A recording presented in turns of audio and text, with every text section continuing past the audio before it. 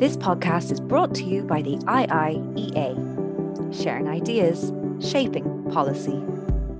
Ladies and gentlemen, my name is Alex White. If I have your attention, please. I'm Director General here at the Institute. It's my great pleasure to welcome you all here this afternoon to what I know is going to be a very interesting, absorbing and stimulating event. With the title, The Role of Space as a Source of National Resilience and Prosperity. I'd like to quickly thank our co-organisers, the Embassy of Canada. It's great to see Ambassador King here. You're very welcome, as always. And the Irish Space Association for helping to make this event such a success. We haven't had it yet, but I feel certain that it will be a success. It already has been. So much of our daily lives depend, as we know, on infrastructure in orbit. Satellites in low Earth orbit have radically changed our world, from enabling internet coverage in the most inaccessible of places to aiding navigation and the shipment of goods around the world. The growing opportunities in space also mean a greater degree of societal resilience, or make possible a greater degree of societal resilience. Satellite imagery is allowing us to track changes in our climate, critically, and provide real-time data during natural disasters, speeding up our responses and preserving life in the process. Satellite communications also add additional capacity to global communications during times of crisis, such as a major subsea cable cut, dare I say. Yet these systems are also vulnerable to attack. Position, navigation and timing of PNT systems are essential to the integrity of the global financial system, for example, and outages risk causing widespread disruption around the world. In 2022, we saw these concerns come to fruition as Russia is believed to have opened its full-scale invasion of Ukraine with a number of cyber attacks against communications satellites. So overall, security in space means security here on the ground. And that's why I'm really particularly delighted to welcome our distinguished panel of experts this afternoon, in particular Dr. Norah Patten, who will be the first Irish person in space. I'll hand you over now to our event moderator, Dr. Orla Quinn, former Secretary General of the Department of Enterprise, Trade and Employment, and a most valued member of the Institute's board. Over to you, Orla. Thank you, Alex. Good afternoon, everybody. You're all most welcome, to those of you online and here in the room. I am personally delighted to sponsor this and to be involved with this event, because in my former career, I had the first national space strategy for Ireland. So it's really a pleasure to see and to hear from our distinguished panel today. Little bit of housekeeping rules first. So in the event of an emergency, the exits are shown. So go that way, don't go up into space.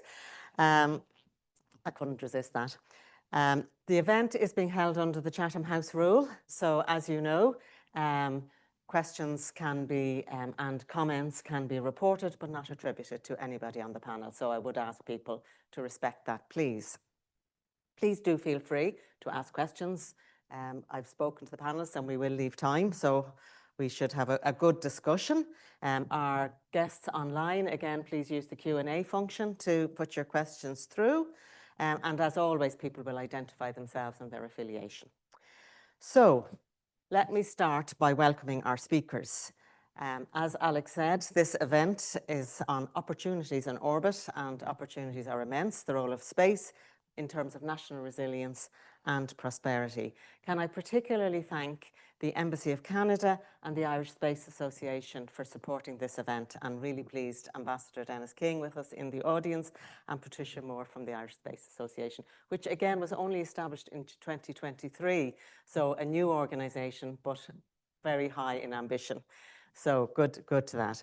Can I briefly introduce our four panel members? I could spend the whole session, I think, introducing our distinguished panel members. But if I mention Norah first, Norah is an aeronautical engineer and a bioastronautics researcher with the International Institute for Astronautical Sciences.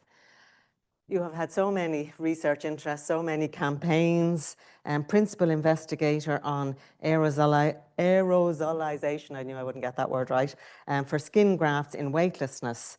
She received the Guaranteed Irish Special Recognition Award in 2025 and the Washington Ireland Spirit of WIP Award in 2025. She's also an award-winning author and published her children's book called Shooting for the Stars, which won Post's Children's Book of the Year award. She's an educator. She's part of the Emerging Space Leaders in terms of that grant. And she's had numerous partnerships with various Irish companies and internationally. As I say, Norah, I hope I've touched on most of it, but I could continue, but I want to make sure we get your presentation. Shawna Pandya is the first named female commercial Canadian astronaut. You're very welcome. And she'll be flying to space with the Virgin Galactic Delta class of spacecraft with the IIAS as early as 26. She's also an emergency and aeromedical transport physicist.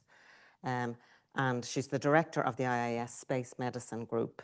And she's also an assistant clinical professor at the Space Medicine at the Advanced Space Life Research Institute. And I know, and you've said earlier, she still practices medicine as well as her space interests. She has also done aquanaut missions, and she was on the 2019 Neptune mission underwater and completed for a total of 11 days, which is scary stuff for somebody who swims. Her work is permanently exhibited at the Ontario Science Centre alongside Dr. Roberta Bonder, who was the first Canadian woman in space in 2022. And she's been named to the Explorers Club, which is the 50 explorers changing the world. So hugely important from the medicine and from the space side. I'm going to briefly then introduce Norah and Shawna are going to present, and then they'll be followed by the panel discussion with our two panelists as well. Kealan is the head of the Emergency Planning Office here in Ireland. He leads the civil military branch of the Department of Defence in terms of the Task Force on Emergency Planning, and you have certainly been a busy person in recent years, I think, Kealan. He holds an MSc in Emergency Management and an MA in Military History and Strategic Studies from Maynooth University. And I know you've worked right across government with local government, the Defence Forces, the Garda Síochána, and right across all of our areas in that office. And then finally, can I introduce Fintan Buckley. Fintan is a techie, I think is fair to say. He has 25 years of experience in various senior technical, VP and senior managerial roles, both on the software and the hardware side. He's working at the moment. He has worked with Trintech Technologies, and again, that whole card and pin chip rollout in UK and Ireland. He's a founding employee in Parthas Technologies in a variety of senior technical roles, and he has particular interests both on the defence side but also on the enterprise side as well. He holds a degree from Trinity College Dublin in computer science.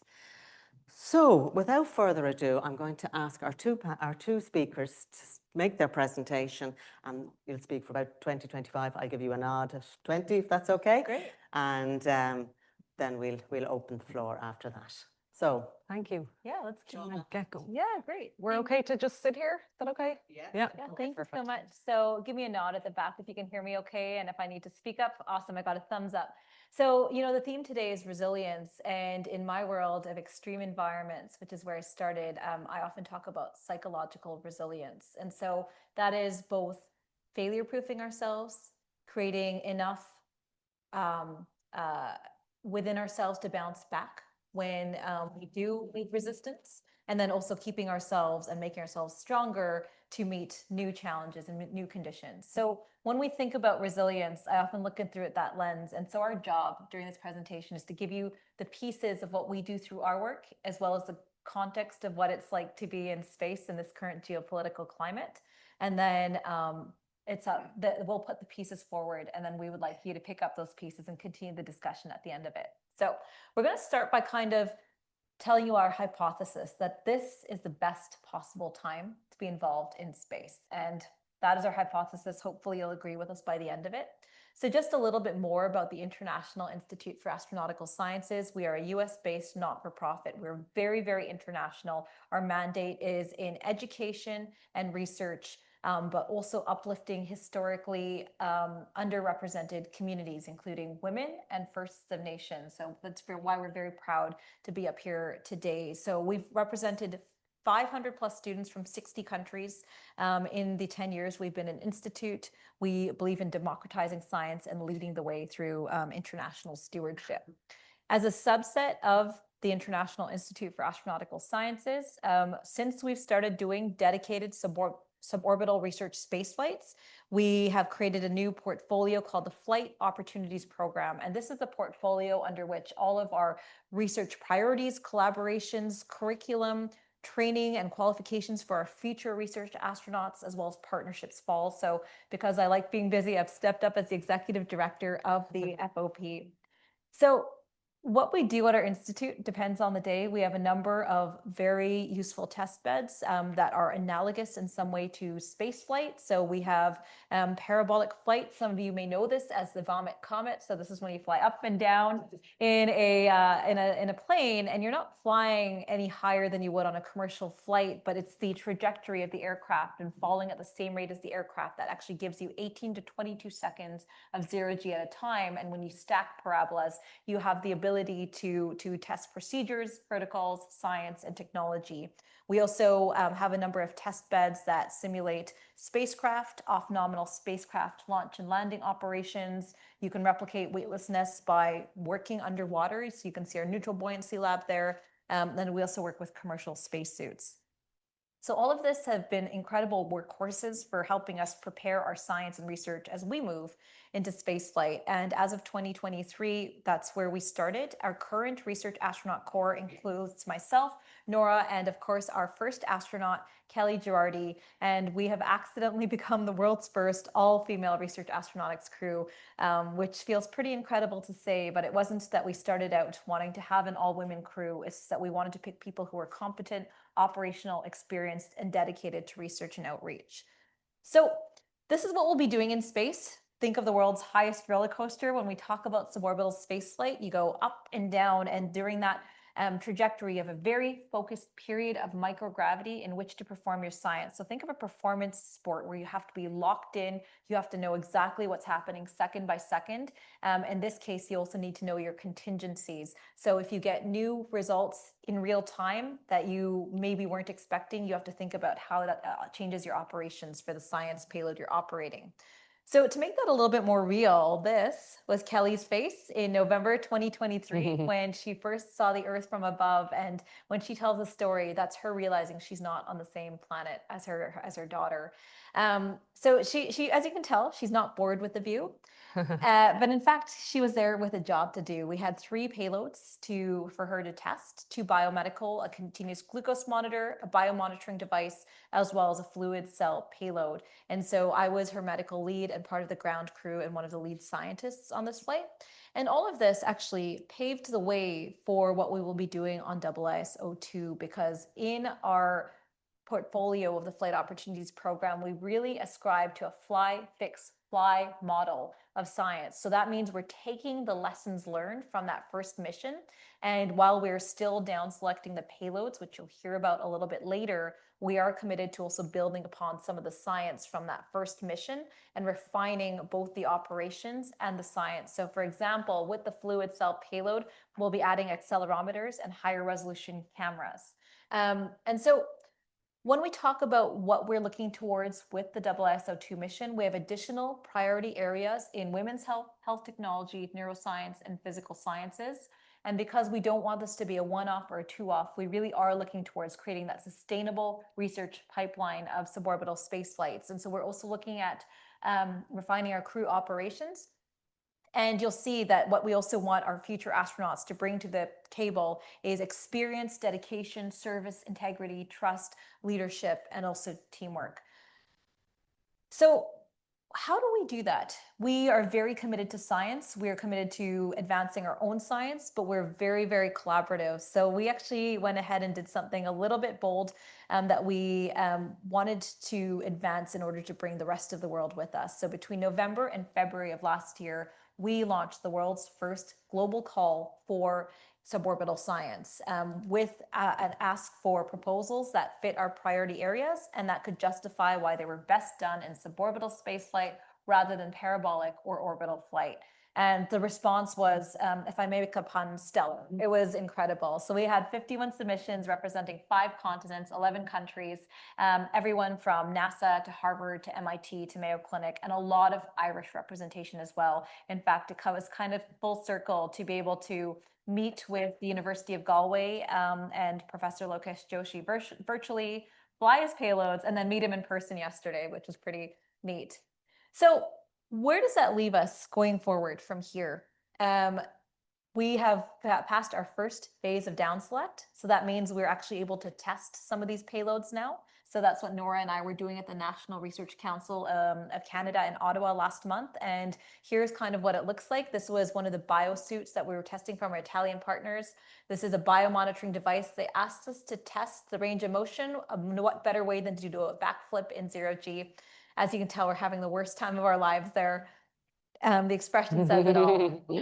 So since we started doing this, we've done 6 training flights as a team, 3 campaigns. And so we've also been able to bring Irish technology and payloads in it. So to tell us about that, I'm going to hand it over to Norah. Yeah, thanks, Shawna. Hi, everyone. As Shawna mentioned, we had our open call for science and we had some amazing responses to that, including some Irish payloads. And some of them have been down selected, and we had an opportunity to test and fly a number of Irish payloads just a few weeks ago at our microgravity campaign. So one of them was Sports Impact Technologies. It's a startup from Ireland. They went through the ESA-BIC program. They've had over $500,000 of investment at this stage.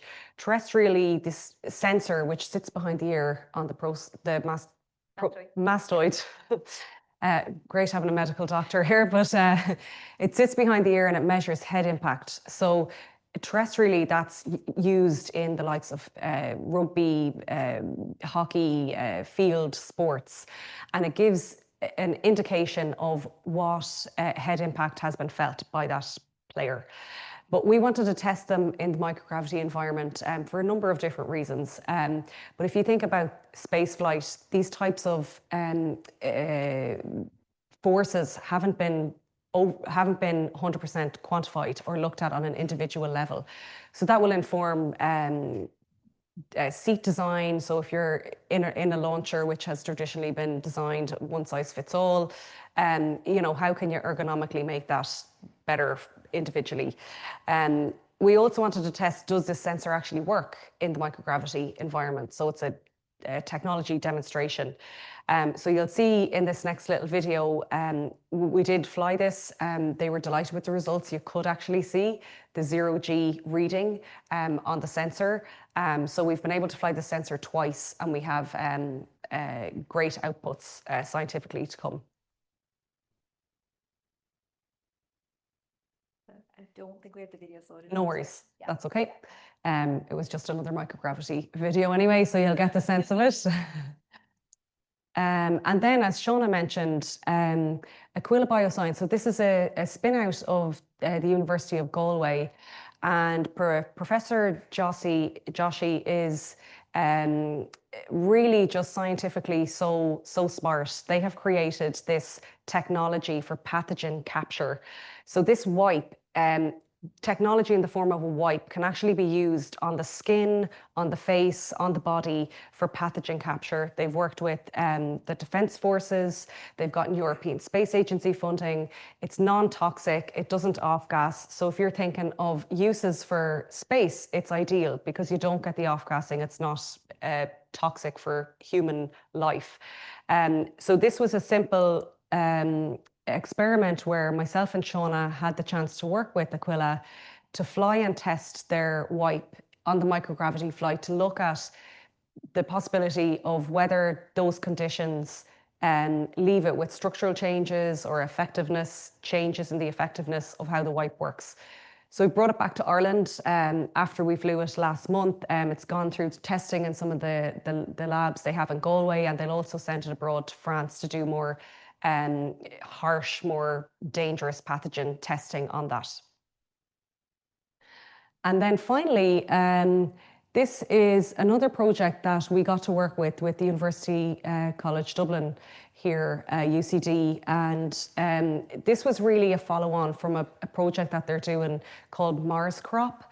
They're looking at different plants, for example, willow, that can be used for phytoremediation. So if you have very contaminated soil, there's certain plants or trees that can be used to kind of clean up that soil. But I just think this is so aligned with the whole notion of resilience and where Ireland can really lead. So interestingly, I just read the headline of the report that was out yesterday, the annual review and outlook for agriculture, food and the marine 2024-2025. And they've said that Irish agri-food exports achieved a record value of 19 billion. So you might think, well, why would we stress seeds and you know, compare them or have them stressed in this kind of operation? How does it translate to Earth?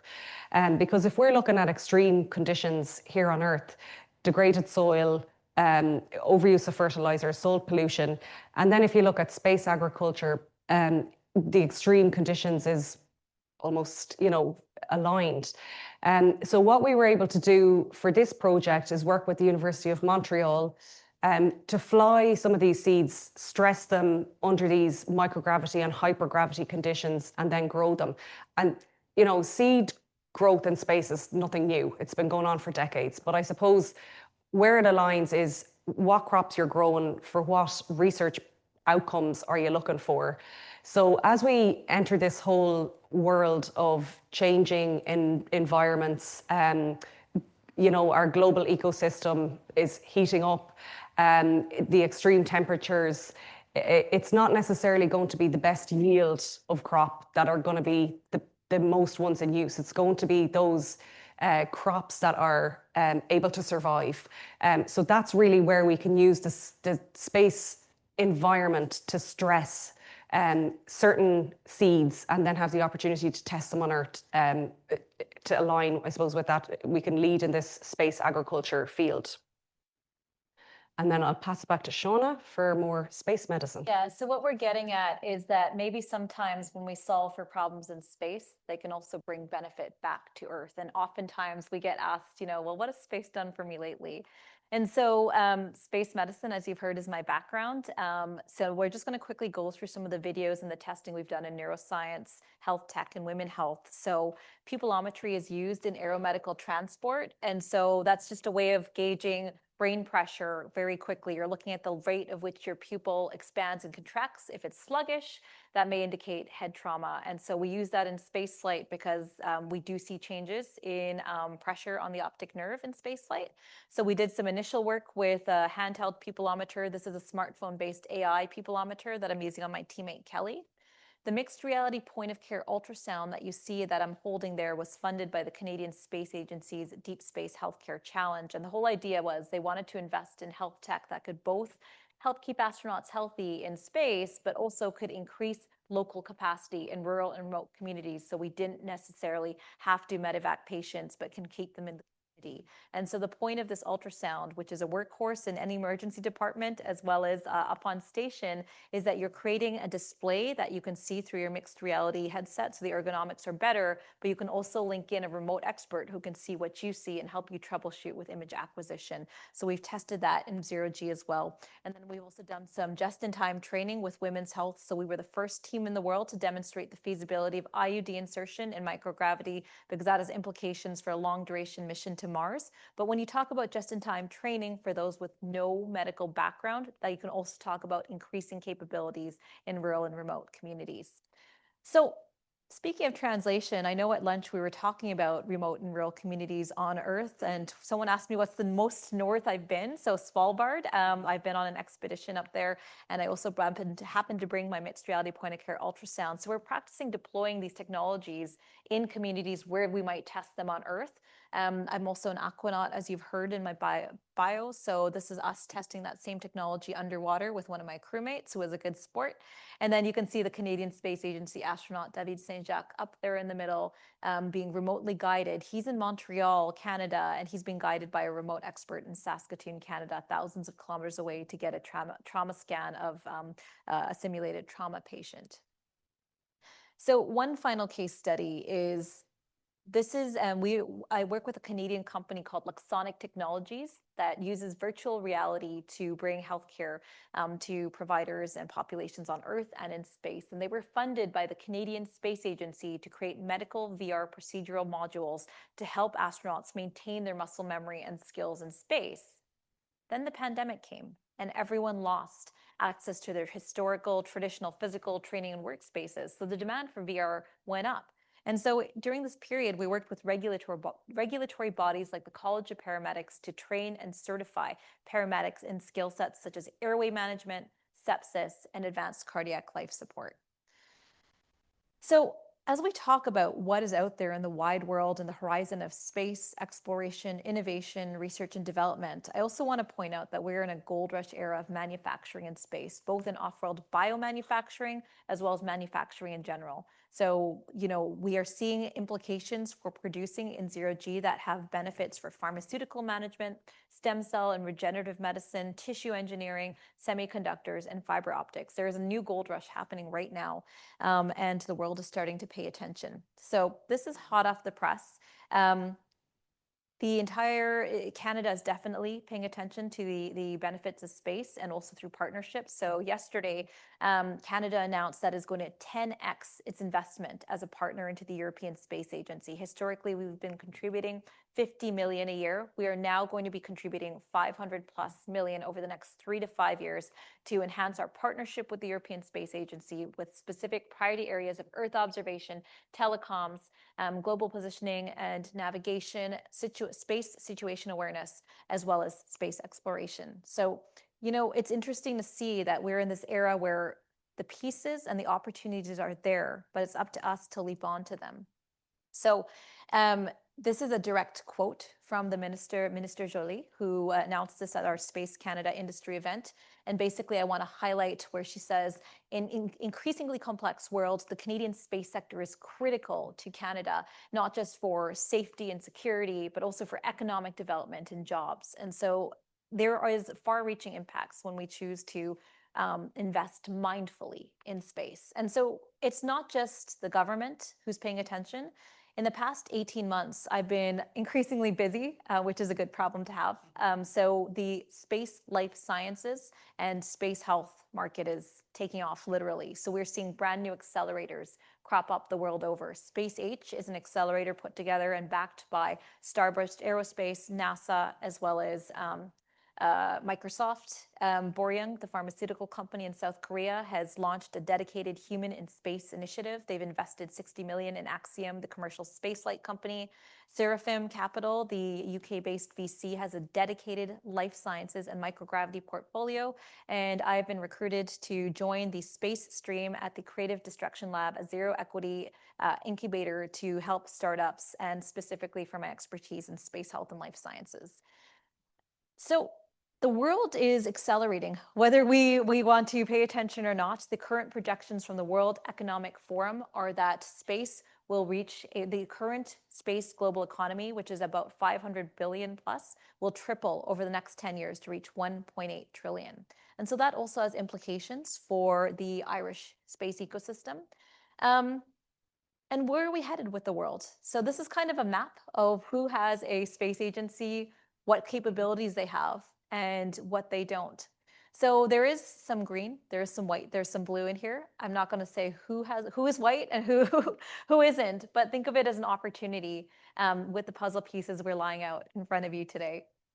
So the last thing before I turn it over to Norah to bring us home and talk about the Irish space ecosystem and opportunities there is also being critical and mindful of how we choose to invest in space. So despite being overseas, Canada has been really busy in my absence. So we heard about the $500 million investment into the European Space Agency, but this is the Royal Bank of Canada, one of the biggest banks in Canada. And they just released an executive summary put together by the former chief economist of NASA, who's also a Canadian, talking about the opportunities and where we're also failing. Of the top 10 space OECD countries, Canada is lowest on that list for space investment. Our space investment has fallen for where it should be on par to our GDP over the past 11 years. So as much as we're doing, there are more opportunities. And then coming back to our theme of resilience, the reason and the rationale why is for commercialization, technological development, climate protection, safety, sovereignty, and defense.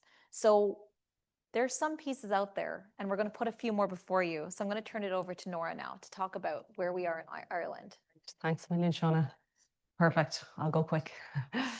Yeah, I'm sure many of you in the room have probably seen these slides over the years, but I just think they're very visually impactful when we look at the space industry landscape in Ireland in 2010. These are from Enterprise Ireland. And we fast forward to 2023, and what does that landscape look like now? And this is really just to build on Shawna's message of where we're at and where we're going. Space as an ecosystem is changing rapidly in terms of commercial access, opportunities, growth. And I show this slide in particular, you can see 107 companies listed. Our space strategy, as was mentioned to the intro, was launched in 2019. It runs to 2025. And in the strategy, it lists out one of the metrics, I suppose, one of the wants of setting out this strategy was to support 100 companies to engage with the European Space Agency. But that 100 companies was surpassed as of the end of 2023. So I feel like, you know, we talk about national resilience. Let's be big, bold, and ambitious with our 2025 onward strategy, because there's a world of opportunity out there. Very briefly, just to give an overview, Shawna mentioned Canada and it really ramping up its investment in ESA because of the return it brings nationally to companies and institutes, you know, on many different levels. Where does Ireland sit? We're about half of 1%, so we're still very small. And I just wanted to highlight I suppose the role from a commercial sense of our involvement in ESA. I've done some work with Railtra. They're a space technology company based out by the airport in Dublin, makes spaceflight hardware. And this has been, our involvement in ESA has been fundamental in terms of the product development. And that has then led, you know, you can collaborate and participate in many of the ESA calls to develop technology. And then what can happen is you can spin that into a commercial product. So you can get commercial contracts with launcher companies from around Europe. And it's not just the money that we're getting from ESA, it's that expertise of collaborating with ESA, with European companies, you know, with companies who have other expertise that you can merge together. So I've seen this in full action during my time at Railtra. And also just to highlight, when they were developing the video telemetry system for launch on the Ariane 5 with James Webb, that multi-billion-dollar beautiful telescope that you did not want anything to interfere with. The Irish ecosystem came together because it was COVID, travel was impacted, but they came together to form a kind of a consortium of test partners. So now in Ireland, on the island of Ireland, we can certify and qualify technology and systems that will qualify for Ariane launches. And that's, I would say, it feeds into our national ecosystem and our resilience as we go forward. And really just to bring it home in terms of the next generation, again, you know, when you think about resilience, it's the full cycle. We're not going to have a space industry in Ireland if we don't have qualified graduates coming out with experience and expertise in these different systems, everything from data analytics, hardware, physics, chemistry, like the whole range. And I think AirSat-1 is just such a great example of the impact. Ireland's for satellite, it was done through the European Space Agency Fly Your Satellite programme, an educational programme, a lot of Irish involvement on that. But when you think about the 50-odd students who have benefited from working on AirSat, they're getting everything from system design experience, spaceflight hardware, testing, certification, mission design. And many of those have gone into the ecosystem in Ireland. I've worked with them at Railtra. So it's that full cycle. How can we continue to have more AirSats, to have more programs, to qualify people to come out with more experience? And I show this and I think, you know, Ireland was one of the last countries in Europe to have a satellite. But through my flight with IIAS, we can be one of the first countries in Europe to have a female astronaut. That's really powerful. And I want to, you know, thank the Canadian Embassy for putting on this week-long opportunity to engage with government ministers. And I just think there's massive opportunities there. And as Shawna said, where do we want to sit in it? So we started with a hypothesis, and hopefully we've convinced you that not only is this the best possible time to be involved in space, but for those who are willing, there is a universe full of opportunities to chase out there. Thank you very much.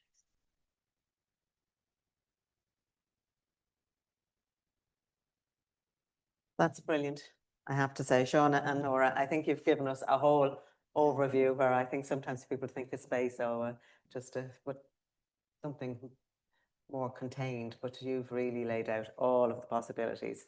We're going to have our two respondents that will respond to the presentation, and then I'll open up the floor. So Kealan, you're head of the Office of Emergency Planning, so I'm sure you have a very particular interest in this. So I'll hand over to you first. Thank you, and thank you for the invite to be on the panel. But how on earth did you follow that? I mean, that was fantastic. So thank you very much. So my name is Kealan McMoreland, and I head up the Office of Emergency Planning, which is a civil military branch of the Department of Defence. And our key roles and responsibility is to coordinate emergency planning arrangements across government. And we have two key areas that are relevant here, which is one is the National Risk Assessment, and the second one is the Critical Entities Resilience Regulations. And why that is, that's the critical infrastructure protection, and space is a sector, one of 11 sectors that is called out in that directive that came from Europe. And today I'll use the word resilience quite frequently. And one of the key first things in emergency planning is that we define a common language and we have a common understanding. So what do we mean by resilience? And I think it was very helpful in your opening to identify what you see as resilience. But in legislation now, in regulation in Ireland, resilience is to the ability to prevent, protect against, respond to, mitigate, absorb and recover from any incident. And the space sector, while offering opportunities, also poses some risks to Irish resilience. So we have both the opportunities and the risk side, which is important to note. But I want to begin on the positive side and what the positive elements of the space sector has brought to Ireland and Irish resilience. In various sectors such as Earth observation for land use planning and agriculture, maritime navigation and situational awareness, which you're going to hear about a little bit later on, maritime telecommunications, power energy systems, search and rescue, weather monitoring, intelligent transportation systems, and even the financial markets. Space has proven to be invaluable to the coordination and the evolution of these sectors. And it's important that we realise that. And one of the key, and just because emergency planning and we're after Storm Éowyn and we had some flooding last week, it's important to recognise how space played a part in that emergency response role. And the EU have a system called Copernicus, the Copernicus Emergency Management System, which is activated by our colleagues in the Department of Housing. And this service has been vital to providing rapid satellite-based mapping for flooding and damage assessment on several occasions in Ireland. And the first time that we used it was in 2015 and 2016 during the Shannon Callows flooding. And then we used it in just Storm Éowyn, and we've just recently used it again in Storm Claudia, where we saw some flooding in the Midlands and East. So it's become an invaluable tool, not just for the response, but also in the recovery phase. We look at that satellite data and it becomes an invaluable asset to refine the models that are used to predict flooding. I also want to mention the evolution of space and how the space industry is contributing to emergency planning and societal resilience. So the EU Space Agency is working to complement traditional national warning systems with a satellite-based public warning system. Using the Galileo constellation of satellites, which is the European version of GPS, the Global Navigation Satellite System.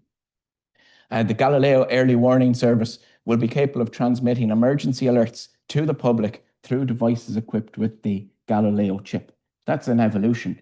And the reason why that's important is because in 2021, when we saw flooding in Europe, there was a catastrophic loss of ground-based communications. There was an inability to get public warning messages out to the public in those flooding areas.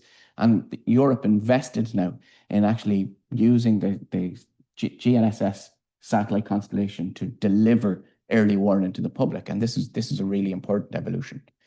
Drawing from my own experience then in the use of satellite information to protect the public, I recall how the use of optical and synthetic aperture radar satellite data during a significant flooding event in Malawi in 2015.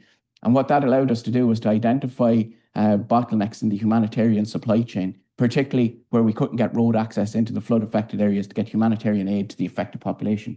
But not only that, the imagery allowed us to overlay boreholes on top of the satellite image where we saw the flood extents, and it allowed us to pre-plan for the flushing of those wells so that when the population returned to their communities, they had safe drinking water when they returned.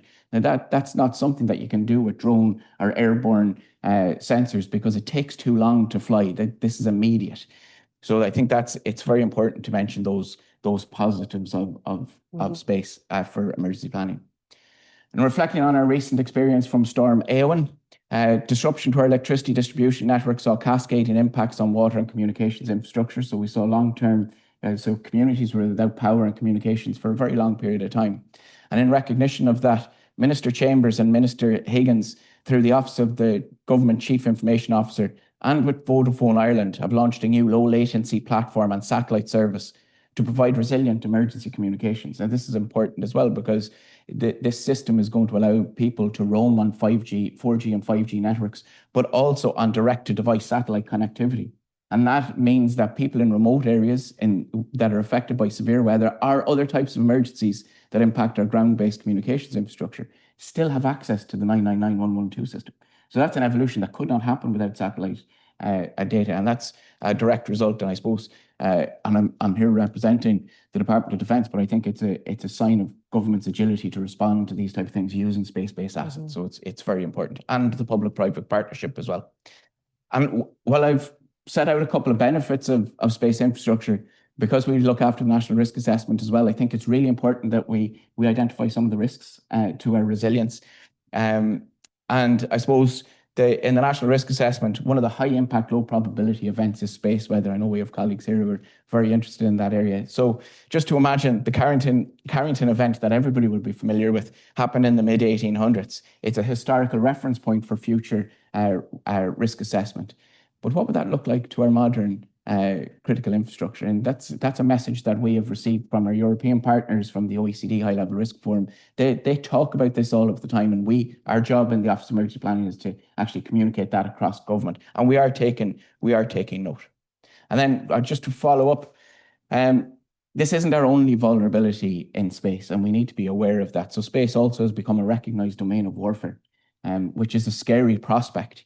So in today's evolving geopolitical climate, space-based systems may be disrupted by both electronic and kinetic means. So it's not just that natural phenomenon, but now our space-based systems are actually increasingly vulnerable. So in conclusion, as we navigate these complex challenges, understanding both the opportunities and risks presented by the space sector will be essential for bolstering Ireland's future resilience. Thank you. Thank you very much. Thanks, Kealan. That gives us again a different view and really, really helpful for the discussion. Fintan, you're CEO of Aeronautical, so you use this and you have the dual use and you've all of those elements. So let me give you the floor to. Yeah, it's almost like Kealan has set the stage for me. Thank you. So I'm the CEO of Aeronautical Technologies. We're a space company based here in Dublin with facilities in the Netherlands and Spain and in Tunisia. We are an AI company. It's where our heritage is in developing ground-based AI solutions. And over the last 8 years, we have pioneered the deployment of AI solutions on board Earth observation cameras, essentially turning these dumb cameras into intelligent autonomous cameras that can be used in dynamic situations to understand what's going on in the Earth. In 2022, we commissioned our own satellite payload, which was launched early in 2024 to prove out some of the concepts that we are now productizing. Two key achievements over the last year. One is the ability to image an area of interest on Earth and analyze that on satellite and deliver those insights to ground in 10 minutes. That is a groundbreaker in terms of using these satellites in situations that are continuously evolving. The other thing, earlier this year, in combination with JPL and NASA, we, for the first time, demonstrated the ability of the satellites to actually autonomously decide what to do, the ability to assess the scene and determine how best to image that scene to get the best value out of the overpass of the satellite. It's never been done before in a low orbit satellite. So we are now commercializing this technology, very much focused on the area of maritime domain awareness, which is an evolving situation here in Europe in particular, where we are now realizing the vulnerability of our infrastructure, both on water and below water.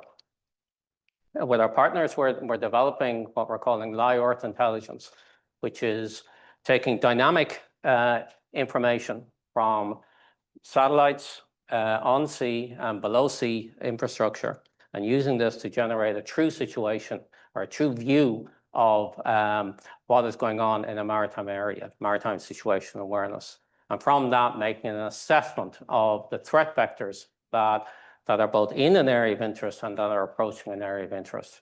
And this is to assist the maritime services to figure out how best to deploy their resources to mitigate against the threats that they are seeing.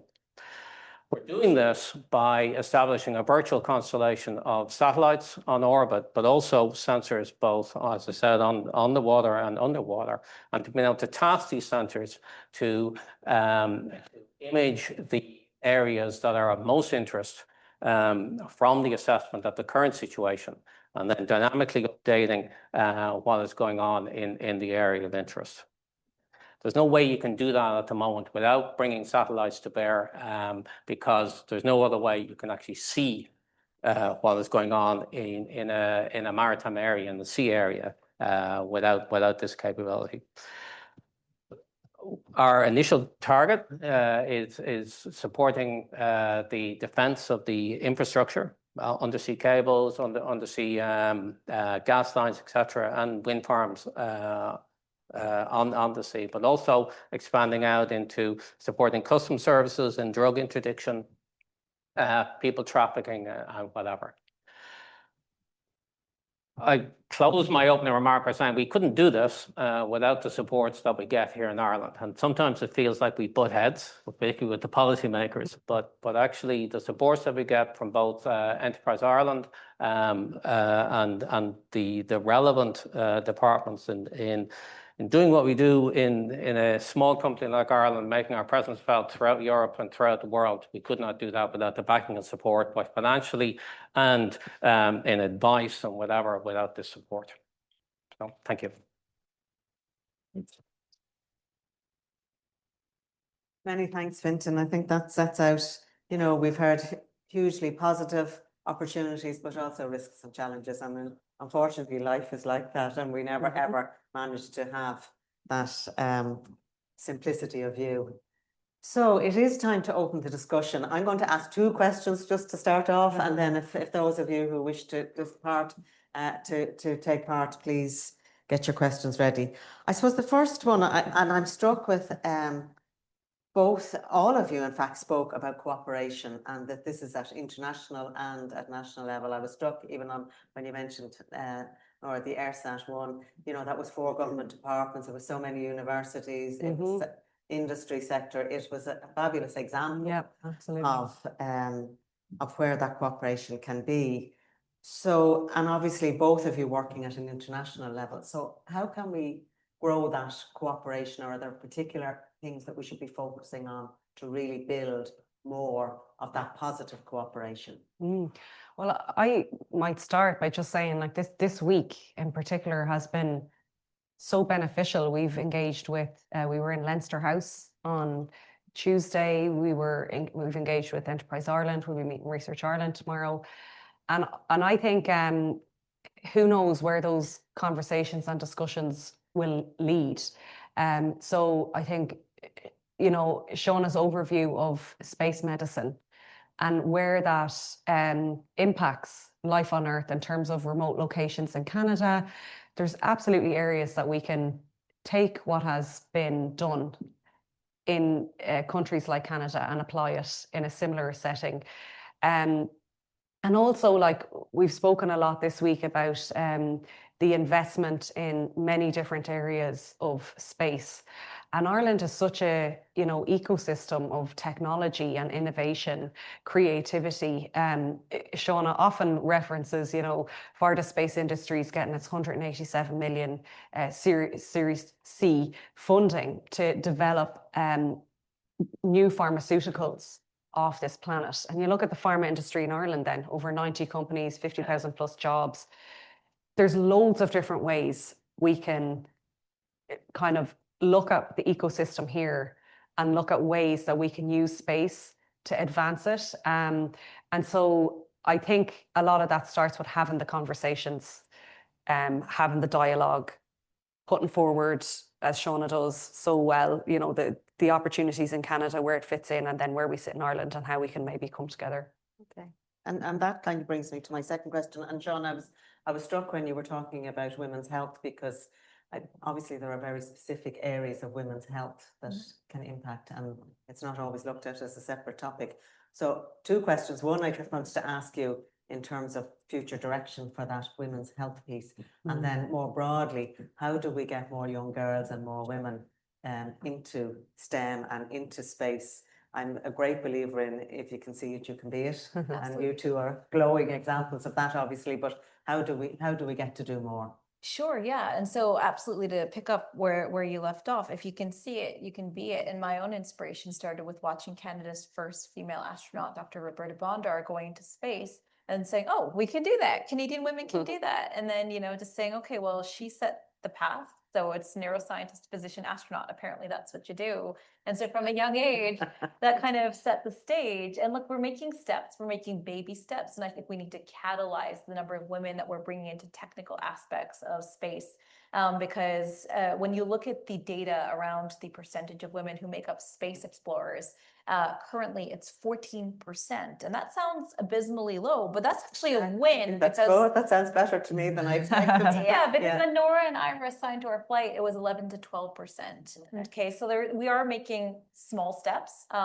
And so we need to accelerate that. And then we also need to say, how can we accelerate that in different ways? And so looking at women of color, people of color, they only make up 1% of all of space explorers. And so then that also takes us into the why it's important. Why should we diversify who we're sending to space? And I think that comes back to your first question, Yes. you know, of like, how and why do we send more people to space? It's the same reason that we might look at the Earth and observe it with infrared, visual, and hyperspectral imaging, because when we look at a problem through a specific filter, we get very different levels of information. And so when we bring different people with different life perspectives and experiences to the table, they're going to approach a problem through different problem-solving mindsets. So it's actually a superpower to be able to solve problems from different perspectives. So then coming to your question about women's health and what the challenges are going forward. So women's health isn't just understudied in space, it's understudied on Earth as well. And so it's easy to think, you know, it's just reproductive health, it's just menstrual health, but truly it's a compendium of bone density health, osteoporosis, cardiovascular health,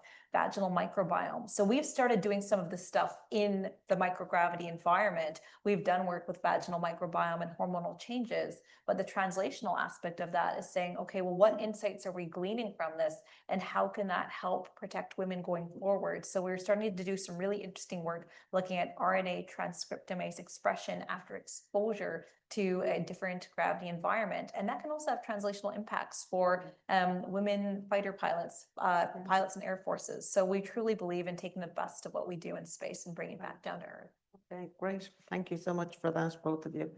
Okay, let me see. I have a hand down the back up first and another one here. So let me start down the back. And again, if people could identify themselves and their organizations, please. Thank you. My name is Kealan Fitzgerald. I'm a senior researcher here at the IA and I work on security and defense policy.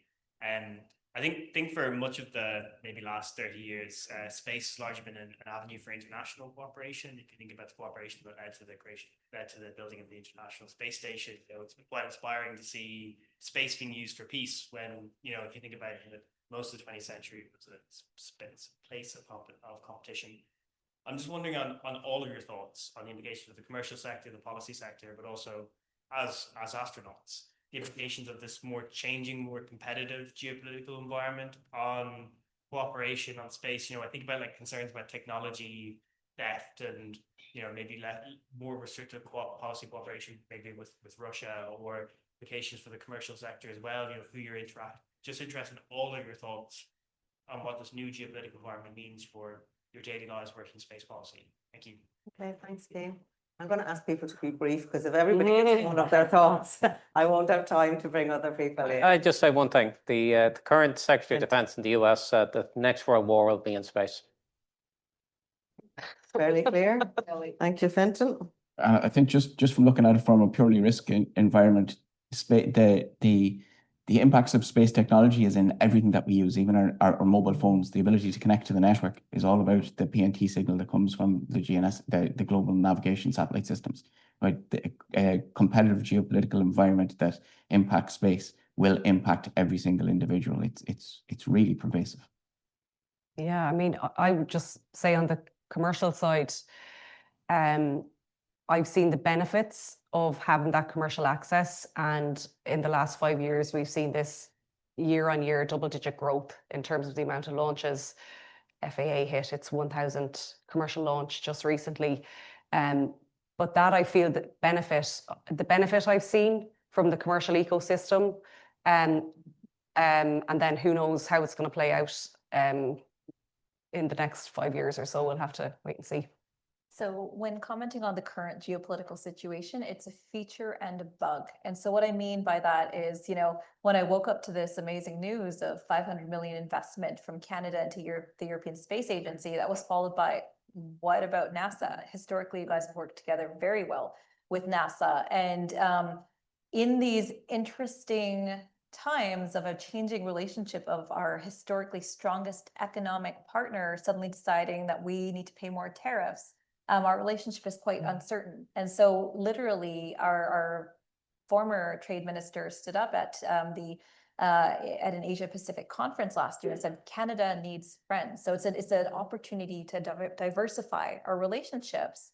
And then there's new players who weren't there previously in space. So now Saudi Arabia, the UAE, India has human spaceflight, and some of these folks are also developing launch capabilities. So we went from the beginning of human spaceflight being a political showdown between the USSR and the Americans to being a cooperative era of exploration with the International Space Station. So Europe, Russia, Japan, USA, Canada. And now when you look at who are all considered partners in the Artemis missions, Russia is notably absent, but UAE is committed to building one of the rovers for follow-on missions. So there are opportunities and threats, and it's important to be mindful of them both. Okay, thank you for that. Gentleman over here. Hi, my name's Casey. I'm a physicist at the Problem Solving Association. Actually, Keane pretty much asked what I was going to ask, which was a great point, I suppose. But I was more so going to focus on the commercial aspect. So maybe this is not so relevant, so you can tell me. But from both a physicist point of view and for the sake of science, but also from an emergency planning point of view, you see a lot of market fluctuations, right? So you saw over the summer, Starlink's was starting as a bargaining chip for Ukrainian negotiations and the likes of that. Do you see Yeah, I was going to ask, do you see like potential risks, and therefore, how would you like qualitatively and quantitatively discuss them? If that makes sense.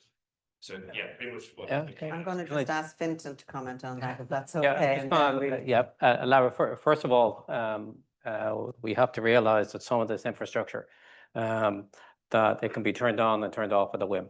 So Starlink comes from a private enterprise headquartered in the US. A director from the White House will turn off Starlink, so you lose your communication.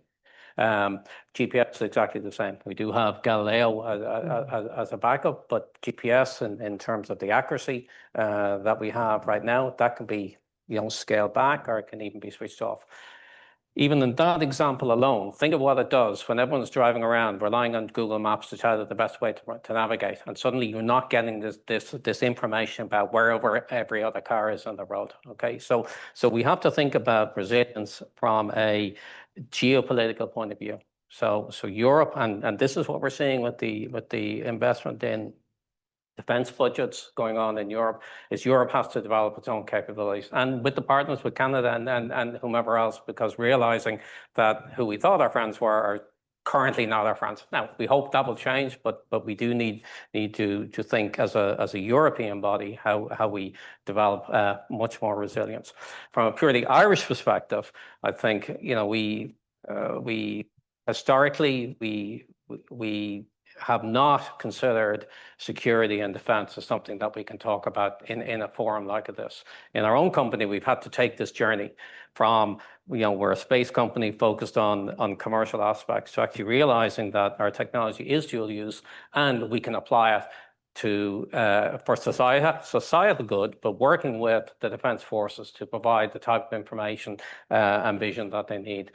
We've had to navigate and bring our employees with us, but only in Ireland. And when we talk about cooperation, our colleagues in the Netherlands and our colleagues in Spain, they have a totally different view of what defense looks like.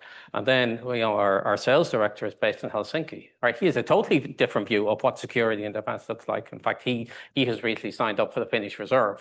So we've had to realize actually that we were the outliers in Ireland in terms of what it means to actually consider becoming much more a security company as a space company. So last thing I would say is, as I said in my opening remarks, the support we get from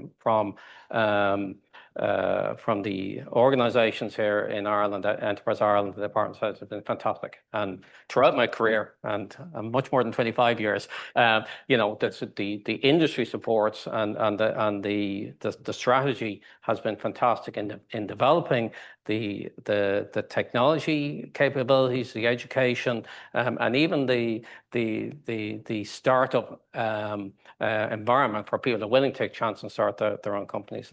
But where we're struggling ourselves a little bit is actually getting the kind of support we need to help us to actually develop our product. It's not the money, but it's actually the insights, right? From a security perspective, what makes sense for the technology that we're developing. We're getting that elsewhere, but we would love to be able to do this here as well. Okay, thanks for that, Fintan. That kind of actually brings us into a question that's here online from Louise Brennan. And Louise asks that we still don't have a national space agency, and does that put the country at a disadvantage when it comes to fully realising space opportunities? I would say yes. Nora, do you want to? I would say we practically have. Right, we practically have. Do we put enough money into it? Probably not. But I think we do have across the departments and elsewhere. We do have enough smart people looking at this and actually strategizing and figuring out where we want to make our investments and where we can contribute. So I think we do. But I think practically. I was going to say, like, if you take our investment in ESA as an example, it's all managed through Enterprise Ireland. So I think that's where, if we had an agency where there was more joined up planning, I suppose, that would definitely help. Sometimes, and as former Secretary General, the answer to everything isn't always a new agency. It is actually making sure that people work together. Yes. And I do certainly think we have seen a lot of that. Yeah. And I suppose ERSAT was an example, but whether there needs to be more done. Did you want to come in, Shawna, before I? Norah said everything I wanted to. Excellent. Yes, please. Lady here in the front. Hi, I'm Susan Tracy, CEO of Health Tech Ireland. We're the trade association for all the medical device, digital, surgical companies in Ireland, not for profit. I'm also a board advisor with Women in Technology and Science, so I've followed Norah all the way along. She's a celebrity in our house. So it's just wonderful to see all the pieces coming together and where this is going. And just to say, with the See It, You Can Be It, Norah has done so much work in the background, things that people will never see through COVID. Online webinars that's really inspired a whole generation of young women and young kids. So she's an amazing leader, just to say that. Thank you so much. I suppose really for me in my Health Tech Ireland role, I'm a biomedical scientist by trade, really interested in the experiments that are going on, because I'm definitely seeing in the last year, and particularly actually around the University of Galway as well, with Derek O'Keefe and some of the guys down there, trying to get medical devices more into space to see the impact. And I think there's the remote care and all of that piece to it, but I think also it's how it impacts medical devices in space. And just kind of bringing it into reality of what it would mean for patients. You know, from the experiments that you've done, do you follow all that to the end? Do you find out what the potential is or the impact? And do you see in the future where I suppose the value of all this can be realized, because there's undoubtedly so much value in it? Yeah, absolutely. I can speak to that. So what we saw when we had our global call for science, we essentially flagged proposals as red, orange, or green. So green said, you know, this is something we would be happy to fly, happy to down select further, happy to work with the PIs and the proposers to help advance this technology. Orange was flagged as, well, suborbital may not be the best place for it, either because it's outside of our priority research areas or because it's maybe needs a little bit more development on a different one of our test beds, but we do want to help advance the science or the tech. And then red was maybe just not a good fit for our particular submission. And so where this pertains to your question is, we were testing a few things with our microgravity campaign last month. We were testing the science, but this was our first dedicated flight opportunities campaign with researchers from all around the world. We had collaborators from the UK, South Korea, Italy fly in to help see their payloads to fruition. And it was a great success. And so this to us suggested that aside from our flight, in the context of helping advance tech for space, as well as advance tech and proposals for future space flights, we want to be the ones who help you essentially come to our microgravity school and say, how do I make my payload space worthy? And we have the capabilities to do that. So whether it's us coming in virtually and talking to your partners and saying, okay, I have an idea, does it belong in space? And just an intro microgravity health tech 101, we're happy to do that. Right, thanks, Shawna. Yes, gentleman down here at the back. He asked me a hard question. Neil Bolger, I'm a member of the Irish delegation to the European Space Agency. So just wanted to go back to, it's a comment more than a question, but go back to the point about the space agency. I mean, the ESA is our space agency, as I should say, in the first instance. And of course, it's the support of DETI, you know, directly who fund that investment in space. I guess we wouldn't be unusual in the space agency in terms of not having a space agency of our own. Other small countries wouldn't have space agencies, but they have strong collaborative efforts between different government bodies. So currently our government body is DETI, which is like obviously a industry ministry, you know, different to some other member states who have more of a science ministry and education ministry and research ministries. So I think it's about collaborating with other departments in terms of and channeling it through the ESA route, which currently is through our Department of Enterprise. And I think that's the future. And maybe if there's I know with Robotica, and obviously we have a good relationship also with the Emergency Planning Office, who access the Copernicus services, who we attend the Copernicus committees and have good interaction and good, you know, provide good inputs into how we could improve those services, those emergency services in particular. And there's resilience plays a huge role now currently, which some of our clients are experiencing. So maybe my question is more of a commentary on to collaborate? What you would like Shawna in terms of has collaboration? a really good, Yeah, I think I need to pull on that thread because when we look at whether you should have a space agency or not, at least 70 plus nations in the world have a dedicated space agency. And so even if you're an ESA member state, DLR from Germany is the space agency for Germany. The Italians have their own space agency. CNES is the French space agency. Why? Because they also need to answer to not just the European interests, but their own national interests. And so why do countries as small as Vietnam and the Philippines and Eritrea and Bahrain, why are they interested in space? Because space can answer national interests. And so to the point that was made earlier about, does it need to be formalized? The answer is, well, collaboration, coordination, all need to happen in tandem.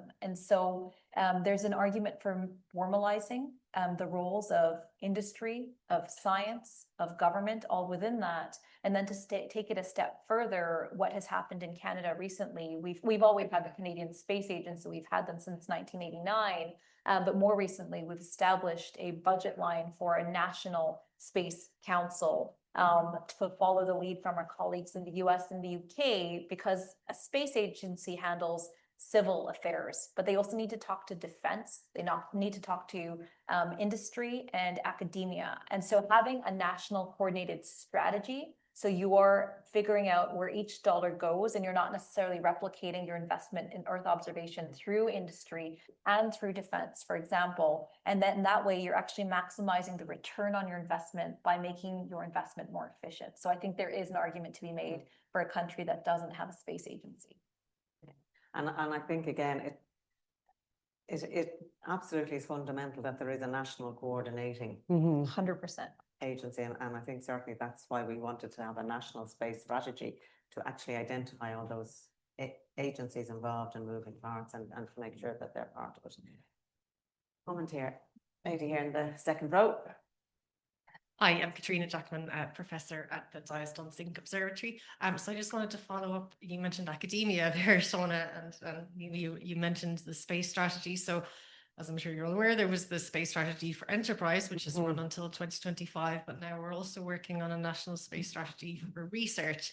And there's been a lot of discussion about the commercial aspects of space, which of course is hugely important, but we shouldn't forget blue skies research as well.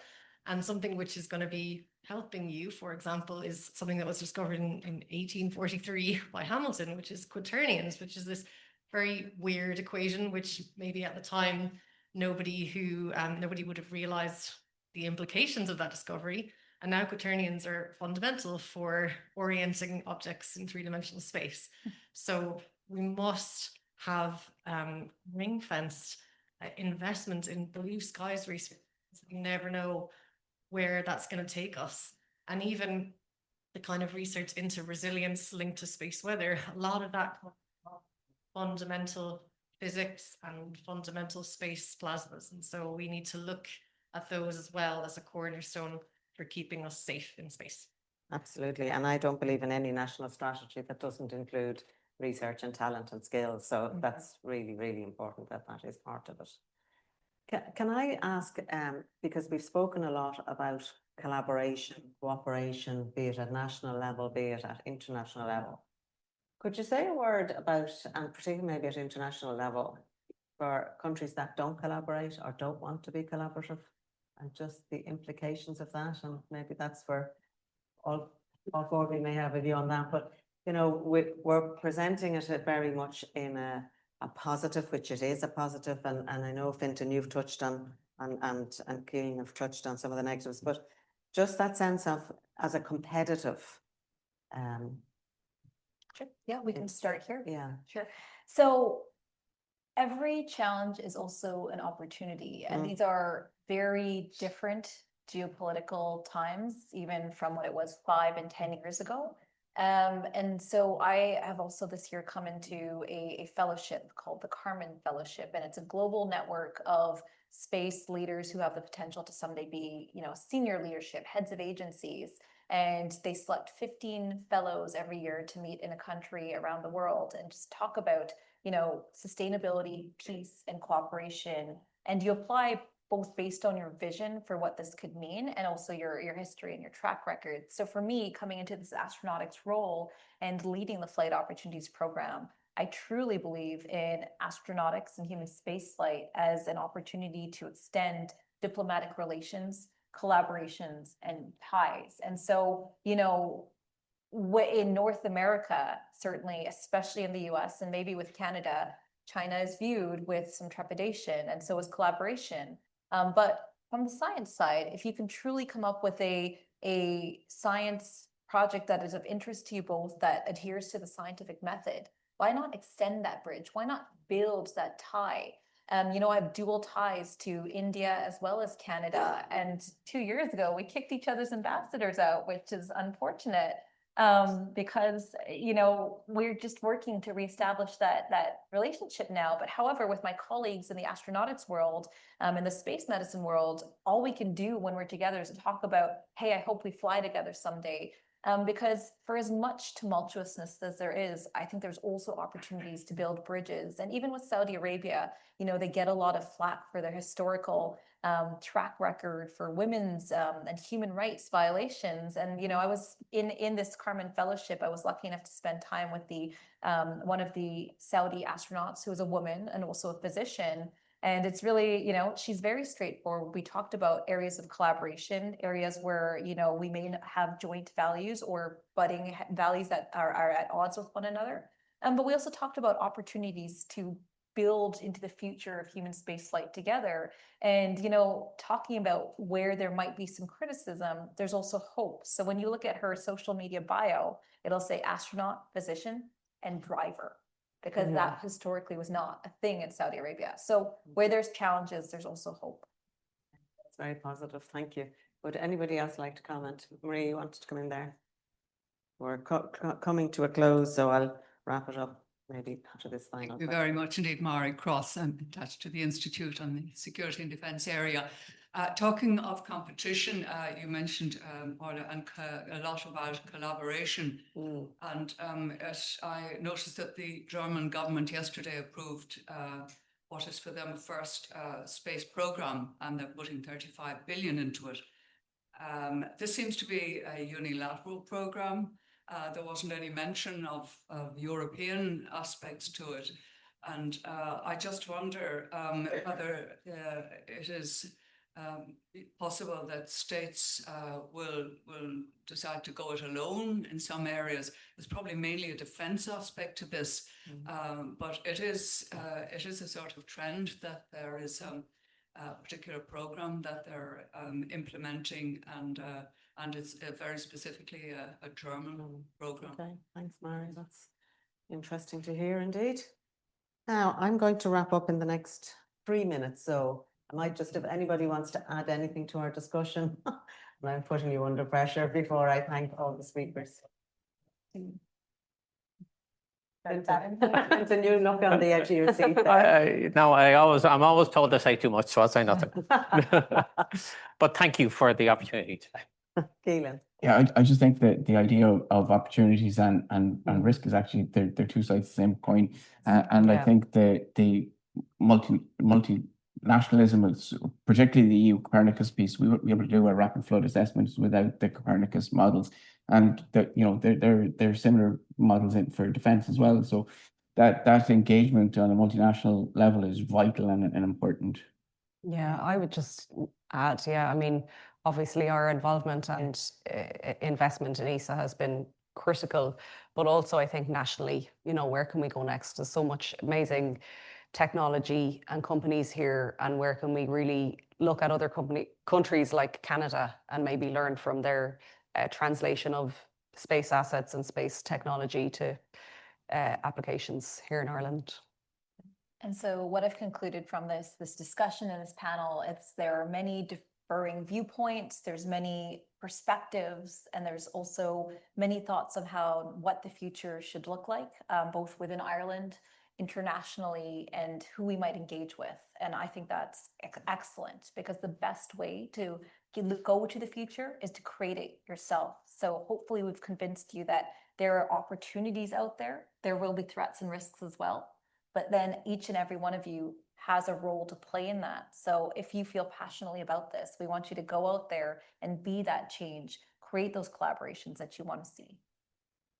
Okay, well, I think that's a really nice note to finish on. I think exactly as you say, we've heard fantastic opportunities. I've certainly learned an awful lot that I didn't know about. I'm hoping all of you also did. We all, I think, really benefit from the opportunities. And I'm very struck even what you had said, Kealan, about disaster recovery. And it's just fascinating to hear what's possible. And again, the resilience and the defence is also equally important. So we have to be alert always to the risks. And that's, I think, something that people in their respective jobs will know that too. But on all our behalves, can I thank in particular our two speakers and our two respondents. I think Shawna and Norah, you're just such a fantastic example, and I think you laid it out exactly there. You're just such role models, and we wish you every success with your future space missions and your future work. And then to thank Kealan and Fintan for your input here today, because again, I think it gave us that hugely rounded discussion. Again, just to thank the Canadian Embassy and the Irish Space Association for supporting this, to thank all of the IIEA team who set it up and prepared for this. And most of all, thank you all very much for your participation. It's been most valued. Thank you. This podcast is brought to you by the IIEA, sharing ideas, shaping policy.